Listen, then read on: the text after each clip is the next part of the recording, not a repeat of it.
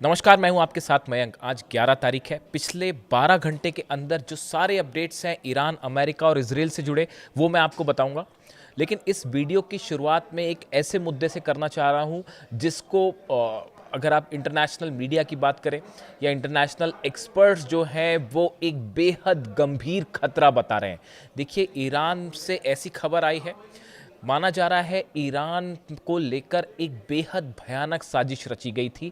एक ऐसी साजिश जिसमें ईरान में लाखों लोगों की मौत हो सकती थी, और न सिर्फ ईरान में बल्कि आसपास के कई देशों में भयंकर हाहाकार मच सकता था। अब ये बात जो है वो कई खुफिया एजेंसीज के थ्रू ईरान को अलर्ट किया गया है, इस तरह की खबर है। खास तौर पर रूस की एजेंसी केजीबी की तरफ से, और ईरान को जो है वो चीन ने भी अलर्ट किया है। यानी रूस भी अलर्ट कर रहा है, चीन भी अलर्ट कर रहा है। और आखिर ये चेतावनी क्या है, आप देखें।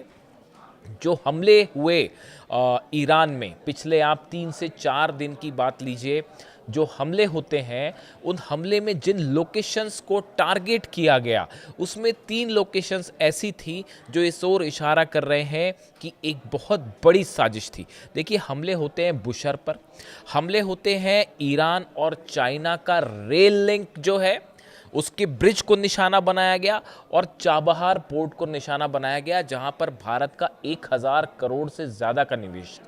अब ये 3 लोकेशंस में सबसे अहम बात है ईरान का न्यूक्लियर सेंटर बुशर। देखिए, बुशर का जो प्लांट है वो रूस की मदद से चलता है, वहां रूस के साइंटिस्ट मौजूद हैं। अब सवाल यह है कि आखिर बुशर के ऊपर टॉमहॉक मिसाइल्स क्यों दागी गई, या बुशर प्लांट पर फाइटर जेट्स ने हमला क्यों किया। देखिए, नतांस, फोर्दो और इस्फहान, ये जो ईरान के तीनों न्यूक्लियर सेंटर्स हैं, यहाँ पर यूरेनियम एनरिचमेंट का काम होता था, और इनको पहले से ही निशाना बनाया जा चुका है बंकर बस्टर बॉम्ब से। और यहाँ पर जो है बड़ी मात्रा में मलबा जमा है, और अगर यूरेनियम है तो वो दफन है नीचे। ऐसे में ये तीनों के ऊपर अगर हमला होता भी है तो यहाँ से रेडिएशन का खतरा नहीं है। लेकिन बुशहर ईरान का वो न्यूक्लियर प्लांट है जो एक्टिव मोड में है, और यहाँ से बिजली पैदा की जाती है। और अगर इस पर किसी इसके कोर एरिया को अगर हिट हो जाता है, ये अगर सेंट्रीफ्यूजेस यहां पर हिट हो जाते हैं तो इसका मतलब होगा चेरनोबिल की तरह हादसा जो कि रूस में देखा गया था, और उस समय जो रेडिएशन फैला वो यूरोप तक पहुंचा था और भयानक परमाणु हादसा हुआ था। बिल्कुल चेरनोबिल की तरह क्या कोई हादसा करवाने की कोशिश थी बुशर में? देखिए, इसको लेकर कई अलर्ट्स पहुंच गए हैं ऑलरेडी ईरान के पास। जो खुफिया सर्कल है या जो डिफेंस एक्सपर्ट्स हैं उनके बीच में इस तरह की चर्चा है। देखिए, ये जो बुशर पर हमले हुए ये बेहद रहस्यमय हमले थे। जो अटैक बुशर पर हुआ, ये बुशर का जो कोर एरिया है उस कोर एरिया के बिल्कुल करीब मिसाइल्स गिरी हैं जो अमेरिका ने दागी। अभी ये भी बड़ा सवाल है कि क्या ये मिसाइल अमेरिका ही नहीं दागी। मैं ऐसा बात क्यों कह रहा हूँ वो बताऊंगा आपको। लेकिन देखिए, बुशर के बिल्कुल करीब ये मिसाइल्स अटैक हुए, और हालात ये थे कि जो कोर एरिया की जो बिल्डिंग थी उसमें जब मिसाइल अटैक होता है तो उससे जो पार्टिकल्स निकलते हैं वो उससे भी जाके टकराए। यानी सीधा मिसाइल ने हिट नहीं किया, लेकिन उसके छर्रे और जो दूसरी चीज़ें निकलती हैं मेटल्स, वो जाके कोर बिल्डिंग से भी टकराए। जिसके बाद बताया जाता है कि रूस और ईरान की खुफिया एजेंसीज के बीच में एक बड़ी बैठक हुई है जिसमें इस बात का एनालिसिस किया गया कि आखिर बुशर को निशाना क्यों बनाया गया। क्या इस तरह की कोई साजिश थी कि ईरान को झुकाने का कोई रास्ता नहीं है तो बुशर के ऊपर अटैक किया जाए और यहां पर एक बड़ा धमाका हो, हादसा हो और रेडिएशन फैल जाए? क्या ये साजिश थी? देखिए, इससे इनकार भी नहीं किया जा सकता। ये एक ऐसी बात है जिसको लेकर अब संदेह खड़ा हो गया। देखिए, इसके पहले जो हमले हुए बुशर में ज़्यादा हमले नहीं हुए थे। जो हमले हुए न्यूक्लियर साइट्स पर, इस्फहान पर हुए, नतांज पे हुए, फोर्दो पे हुए, लेकिन बुशर को निशाना नहीं बनाया गया। और बुशर पर जब हमले हुए भी तो वो कोर एरिया के आसपास थोड़ी दूरी पर हुए, उसके इतने करीब कभी हमले नहीं हुए। रूस ने अपने कई साइंटिस्ट को वहां से हटा दिया, लेकिन अभी भी मौजूद है वहां साइंटिस्ट। इतने करीब पहले कभी हमला नहीं था। बुशर पर हमले का मतलब बेहद भयानक रेडिएशन और भयानक हादसा, एक झटके में लाखों लोगों की मौत हो सकती थी। ऐसे में बताया जा रहा है एक बड़ी बैठक हुई है खुफिया एजेंसीज जिसमें रशिया की शामिल थी, ईरान की एजेंसीज अधिकारी शामिल थे और चीन के अधिकारियों से भी इस बारे में चर्चा की गई है कि आखिर बुशहर पर निशाना क्यों साधा गया। दूसरी बात, आप बड़े गौर की बात सुनिए। देखिए, 2 हमले जो शुरुआती हमले हुए, अमेरिका ने क्लेम किया साहब हमने हमले किए, 80 ठिकानों पर हमले हुए। दूसरे दिन 190 ठिकानों पर अमेरिका की तरफ से हमले हुए। हालांकि इसको लेकर भी नए इनपुट्स आने शुरू हो गए कि इन हमलों में क्या इजराइल के फाइटर जेट्स भी शामिल थे, क्या इन हमलों में अरब देश के भी कोई फाइटर जेट शामिल थे। इस तरह के तमाम सवाल उठ रहे हैं। देखिए, हालात ये है कि जो तीसरा हमला हुआ, आपने देखा कल जो सुबह सुबह जिस तरह की खबरें आई कि कई धमाके हो रहे हैं ईरान में, और सेंटकॉम की तरफ से कहा गया कि साहब हमने ये हमले नहीं किए। तो अब हमले अपने आप तो हो नहीं गए होंगे। हमले का नेचर एयर स्ट्राइक की तरह था, ये कोई आईडी लगा के धमाके नहीं हुए थे। ईरान में लगातार तीसरे दिन भी धमाके हुए और ये धमाकों को अमेरिका ने क्लेम नहीं किया। ऐसे में बड़ा सवाल ये उठ रहा है कि क्या नेतन्याहू की कोई प्लानिंग है इन धमाकों के पीछे? क्या मिसाइल्स इजराइल की तरफ से भी फायर की गई, खासतौर पर फाइटर जेट से F-35 F-16 का इस्तेमाल किया गया जो इजरायली जेट्स थे, और उसको इस तरह से दिखाया गया कि ये हमले अमेरिका ने किए। ऐसी खबरें कुछ अरब देशों को लेकर भी हैं कि कुछ इस तरह की खबरें हैं कि कुछ अरब देशों से भी फाइटर जेट्स ने टेक ऑफ किया है और ईरान पे हमलों में कुछ अरब देश भी शामिल हो सकते हैं। आने वाले दिनों में इसका खुलासा होगा। देखिए, ऐसे में जब नेतन्याहू अगर इस तरह के किसी हमले में शामिल हैं, अगर हैं, मैं कंफर्म नहीं कर रहा, अगर हैं, ऐसे अंदेशे उठाए जा रहे हैं, ऐसे सवाल, तो क्या कहीं ऐसा तो नहीं कि ईरान के किसी न्यूक्लियर साइट को निशाना बना के एक बड़ी हादसे की प्लानिंग थी? ये बुशहर पर हमले क्या कह रहे हैं? चीन और ईरान की रेलवे लाइन पर हमला क्यों हुआ? जो लाइन आगे चल के चीन तक सप्लाई होती है, सामान सप्लाई हो रहा था, उसमें ऑयल भी जाने शुरू हो गया था और शायद इस तरह का इनपुट था कि वेपन्स भी हो सकता है सप्लाई किए जा रहे हैं इस रेलवे लाइन के थ्रू। इस तरह के सवाल उठते हैं तमाम। अमेरिका का चीन की, ईरान चीन की जो रेल लाइन है आगे चल के कई देशों से गुजरते हुए जुड़ती है चीन से, उस रेल लाइन पर हमला करना, रूस का की सहयोग से जो बुशहर प्लांट चलता है उस पर हमला, भारत के सहयोग से जो चाबार पोर्ट तैयार किया गया है उस पर हमला। यानी ये हमला ईरान पे तो था, लेकिन निशाने पर भारत का इन्वेस्टमेंट भी था, रूस का इन्वेस्टमेंट भी था सीधा सीधा, और चाइना का इन्वेस्टमेंट भी था। ये अपने आप में एक डिफरेंट नेचर का अटैक था। देखिए, गौर करने वाली बात यह है, जो मैं बात समझाना चाह रहा हूं, कि जब भी कोई देश अटैक करता है और ख़ास तौर पर अमेरिका जैसा देश, तो वो जो टारगेट्स होते हैं वो बड़े सोच समझकर उनका चयन किया जाता है। ये जो डिफेंस एक्सपर्ट्स हैं वो इस बात को समझते हैं। आप पहले के हमले देख लीजिए अमेरिका के, उन हमलों के नेचर में और इस बार के नेचर में थोड़ा अंतर था। चाइना वाला रेल लाइन का नुकसान, बुशहर पर हमले, चाबार पर हमले, ये डिफरेंट नेचर के हमले थे जो इस ओर भी इशारा करते हैं क्या भले अमेरिका का नाम दिया गया और हमले इजराइल की तरफ से किए गए। ये भी बड़े सोचने वाली बात है। अब देखिए, दूसरी तरफ नेतन्याहू के 3 बयान जो पिछले 3 दिनों के अंदर आए। पहले नेतन्याहू ने कहा कि साहब हम जंग के लिए तैयार हैं, वो तो सबको पता है आप तैयार हो, हम ईरान को परमाणु बम नहीं बनाने देंगे। अब इसका कोई बड़ा रिएक्शन नहीं है, कोई प्रतिक्रिया नहीं है। यह इजराइल कब से कहता चला आ रहा है, अमेरिका कब से कहता चला आ रहा है। ईरान ने वैसी परमाणु बम नहीं बनाया अब तक और ना कोशिश हो रही है, तो कोई बात ही नहीं है।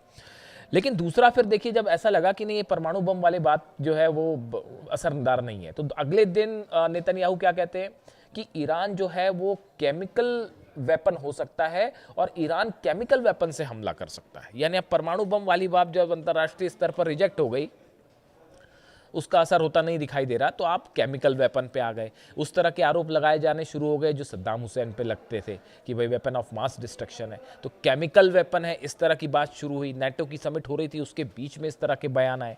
उसमें भी ये अंदेशा जाहिर किया गया कि क्या ऐसा तो कोई प्लानिंग नहीं है कि आप ये कहें कि साहब देखिए हमने हमला तो किया था, लेकिन वहाँ पर लोकेशन पे ईरान के केमिकल वेपन रखे थे और वहीं से जो है वो ईरान में हादसा हो गया। देखिए, इस बात को समझिए, ये साजिश है बड़ी हो सकती है। मतलब कि अगर आप ये कहें कि आपने ईरान पर कोई केमिकल अटैक कर दिया, केमिकल वेपन से मान लीजिए किसी देश ने अटैक कर दिया, और उसके बाद आपने क्या कहा कि साहब ये हमने केमिकल वेपन से अटैक नहीं किया, ये तो केमिकल वेपन पहले से ईरान के पास मौजूद था और उसके ऊपर ये मिसाइल गिर गई और उससे ये हादसा हो गया।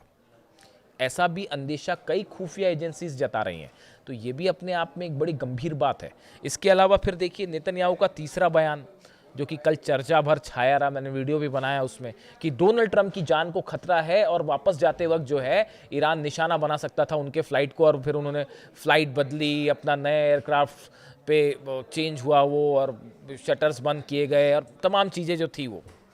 यानी आप देखिए नेतन्याहू के ये 3 बयान बताते हैं, न्यूक्लियर बॉम्ब को लेकर, केमिकल वेपन को लेकर और ट्रंप पर खतरा है इसको लेकर, कि कहीं ना कहीं ईरान को लेकर एक बड़ा प्लॉट तैयार किया जा रहा है जिसमें वो फिट नहीं बैठ रहा है, ये बात अलग है। देखिए हालात असल में क्या है, जो हकीकत है वो ये कि अमेरिका अब इस बात को अच्छी तरह से समझ गया है कि ये जो MOU साइन हुआ है इससे कुछ होना जाना है नहीं। मतलब जो अमेरिका जो चीज़ हासिल करना चाहता है वो इस MOU से तो हासिल नहीं होगी। ये बात अमेरिका और डोनाल्ड ट्रंप अच्छी तरह से समझ चुके हैं। लेकिन अब हकीकत क्या है कि ईरान के साथ जंग भी नहीं की जा सकती। आप देखिए हमले करते हैं, एक दिन हमला किया, 2 दिन हमला किया, फिर रुक गए। पिछली बार भी ऐसा ही हुआ था, 3 दिन हमले किए फिर रुक गए। अरे भाई जंग ही कर लो, क्या दिक्कत है। लेकिन जंग इसलिए नहीं हो सकती कि 40 दिन में फिर मुंह की खाई, 40 दिन में पूरे अरब देश जलने शुरू हो गए थे और हॉर्मुज बंद कर देगा। आप देखिए ये बात अब तय हो चुकी है कि ईरान इस जंग में जीत चुका है। आप दुनिया भर के डिफेंस एक्सपर्ट से जाके पूछिए और ये ईरान को आप नहीं हरा सकते, ये दुनिया का हर डिफेंस एक्सपर्ट आपको समझा देगा। देखिए मैं अमेरिका के लोगों की ही बात कर रहा हूँ। कल मैं एक आर्टिकल पढ़ रहा था, उसमें HR मैकमास्टर हैं, ये रिटायर्ड यूनाइटेड स्टेट्स के जो है आर्मी लेफ्टिनेंट जनरल हैं और पूर्व नेशनल सिक्योरिटी एडवाइजर है कहाँ के, अमेरिका के। HR मैकमास्टर आप सर्च कर लीजिए, उनके बारे में आपको जानकारी मिल जाएगी। अब ये क्या कह रहे हैं अपने लेटेस्ट इंटरव्यू में, ये कह रहे हैं साहब कि ये जो MOU साइन हुआ है ईरान से, इससे कोई समस्या का हल नहीं होने वाला है, बात नंबर 1। और वो ये भी कह रहे हैं कि ईरान और अमेरिका की जंग कभी खत्म ही नहीं होगी। यानी वो ये कहना चाह रहे हैं कि अमेरिका लाख कोशिश कर ले वो ईरान को नहीं हरा सकता।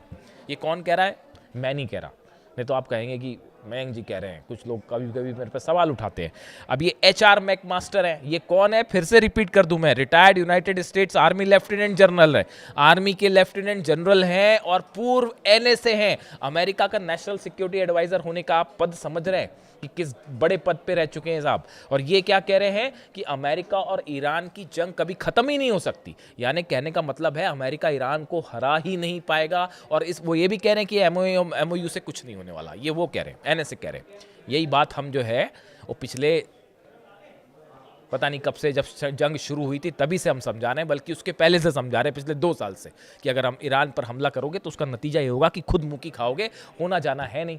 अब देखिए ट्रंप से लड़ाई करते बन नहीं रहा, हकीकत ये है। अभी इस बार जब ईरान ने हमले किए, आप देखिए कुवैत पर हमला हुआ, बहरीन पर हमला हुआ, कतर पर हमला हुआ, जॉर्डन पर भी मार दिए 1-2 मिसाइल। ये जो हमले हुए ईरान की IRGC की तरफ से, अब आप ईरान के हमलों का नेचर भी समझिए। मैंने आपको अमेरिका के हमलों का नेचर बताया, अब ईरान के हमलों का नेचर समझिए। ईरान ने जो हमले किए ये उसका फर्स्ट प्लान के तहत हमले हुए थे। ये कहाँ पे हमले हुए जी, अमेरिका के नेवल बेस है उसको उड़ा दिया उसने, 5वां बेड़ा जो था उस पर हमले कर दिए। उसने जो है कुवैत में जो एयर बेसेस हैं उस पर हमले कर दिए।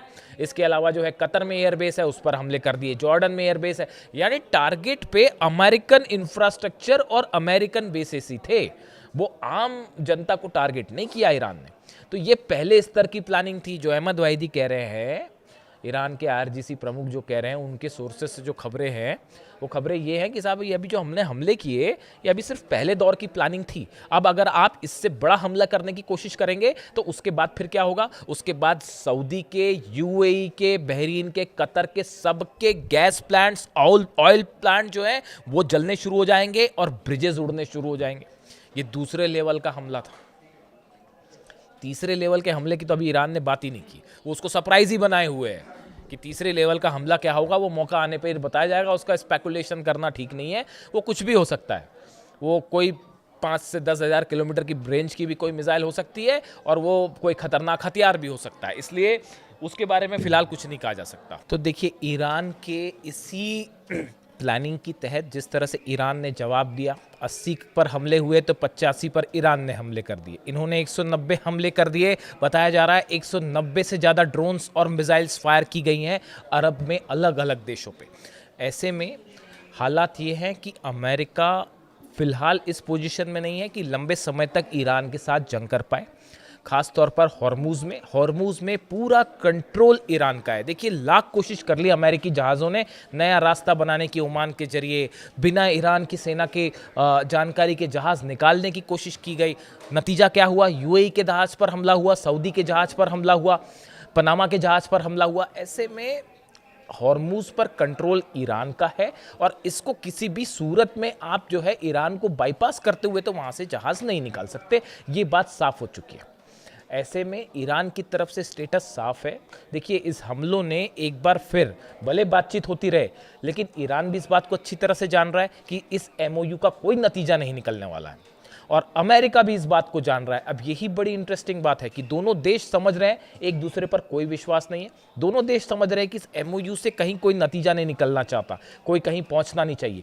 ऐसे हालात में आखिर ये एमओयू और चर्चा जो बैकडोर से कल से फिर से कोशिशें हो रही हैं कि फिर से चर्चा शुरू हो जाए, इसका मकसद क्या है? क्या ईरान को वक्त चाहिए? कोई चीज़ बन रही है ईरान पे, उसको और तेज़ी से बनाने के लिए, आप समझ सकते हैं? या फिर कोई ऐसा अमेरिका का प्लान है कि इलेक्शंस ख़त्म हो? देखिए, नेतन्याहू और ट्रम्प के बीच में ऑलरेडी फ़ोन पे कई डिस्कशंस हो चुके हैं, खासकर इन हमलों के बीच में, और अगले दौर में बैठक भी होनी है। सेंटकॉम के अधिकारी मोसाद के टच में हैं, इजरायली फोर्सेस के टच में हैं और एक बड़ा प्लान ईरान को लेकर तैयार कर लिया गया। अब सवाल ये है कि उसका एग्जीक्यूशन कब होता है? अमेरिका में जो मिड टर्म पोल्स हैं, जो उसको उसके बाद, या प्लान क्या है? किस तरह से अमेरिका ईरान के यूरेनियम को एड्रेस करना चाहता है और हॉर्मूज में कैसे हॉर्मूज को मेंटेन रखा जाए, ये बड़ी चैलेंज है। और रूस के जो ऑयल रिफाइनरीज पर हमले हो रहे हैं, उसके बाद हॉर्मूज को बंद करना डोनाल्ड ट्रंप एफर्ट नहीं कर सकते। इसीलिए कहा जाता है कई लोग कि भाई, जब आप जंग नहीं कर सकते तो ये हमले क्यों करते हैं बीच में? अगर जंग करना ही है तो एक बार पूरी जंग करके देख लो। पूरा ईरान जंग करने को तैयार है, 9 करोड़ लोग जंग करने को तैयार हैं। वो देख ली तस्वीरें पूरी दुनिया में कि जिस सत्ता का परिवर्तन करने की कोशिश कर रहे थे, उन्हीं लीडर के जनाजे में करोड़ों लोग शामिल हो गए। और ना सिर्फ ईरान में, बल्कि इराक से, पता नहीं कहाँ कहाँ से लोग ईरान पहुँचे, जंग के बीच पहुँचे। और वो जो फ्यूनरल देखा गया जनाजे का, उसके बाद कहा जा रहा है कि ऐसा जनाजा तो जो है वो आज तक किसी ने देखा ही नहीं। इस बीच में हालात ये हैं कि ईरान को लेकर एक बड़ी साजिश तैयार है जो न्यूक्लियर खतरे पर रेडिएशन तक जा सकती है। इससे जुड़ा जो भी अपडेट होगा मैं आप तक पहुंचाऊंगा। Thank you so much.